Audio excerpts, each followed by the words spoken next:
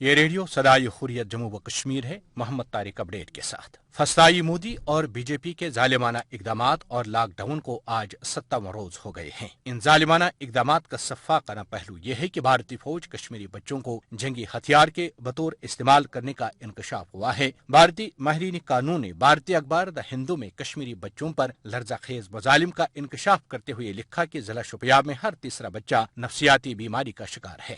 دنیا بھر میں کشمیری عوام کے حق میں مظاہروں کا سلسلہ جاری ہے۔ برطانیہ کے شہر مانچسٹر اور جرمنی میں بھی ہزاروں افراد نے بھارت کی ریاستی دہشت گردی کے خلاف مظاہرے کیے۔ ترک صدر رجب طیب اردوان نے مسئلہ کشمیر اٹھاتے رہنے اور کشمیری عوام کی پریشانیوں کو اجاگر کرنے کے عزم کا اظہار کرتے ہوئے کہا ہے کہ دنیا کو کشمیری عوام کے دکھ درد کے بارے میں جاننے کی ضرورت ہے۔ کشمیر کا فلسطین سے موازنہ کرتے ہوئے جناب اردوان نے کہا کہ 80 لاکھ سے زائد کشمیری بڑی ہمت کے ساتھ قابض بھارتی افواج کی بربریت کا سامنا کرتے ہوئے اپنی ہی سرزمین میں کھلی فضا میں قید ہیں۔ بھارت اور امریکہ کے درمیان مسئلہ کشمیر مزید پیچیدہ ہو گیا۔ بھارتی اخبار دا پرنٹ پھٹ پڑا۔ بھارتی اخبار کے مطابق بی جے پی نے مودی کے اقوام متحدہ کے دورے پر خوشیاں منائیں، مگر حقیقت تو یہ ہے کہ نہ کوئی تجارتی معاہدہ ہوا، نہ ہی کشمیر کا موقف بکا۔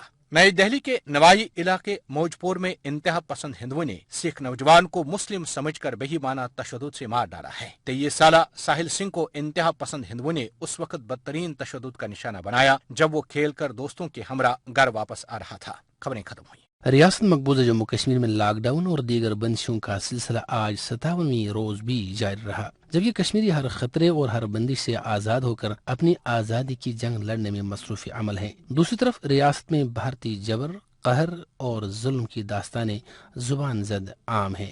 انڈین نیشنل فیڈریشن وومن کا ایک 5 رکنی وفد حال ہی میں مقبوضہ کشمیر کا دورہ کر کے آیا ہے۔ وفد میں شامل ایک خاتون ممبر انی راجا آنکھوں دیکھا حال یوں بیان کرتی ہیں۔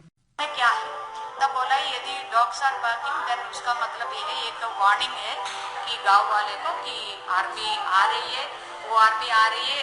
بچے کا من میں ہے، انہوں نے دیکھا ہے اپنی آنکھوں سے، وہ آ کے گھروں میں گھس کر کیا کیا ٹیرر کریٹ کرتے ہیں۔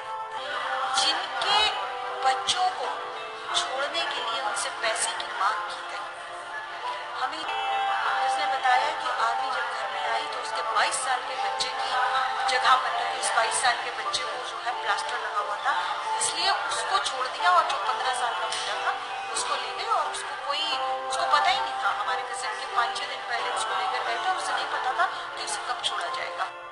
بھارت جتنا چاہے ظلم کرے، اسے بہرحال کشمیر کے سامنے سر تسلیم خم کرنا پڑے گا۔ یہ وقت کا فیصلہ ہوگا اور دنیا اس فیصلے کو اپنی آنکھوں سے دیکھے گی۔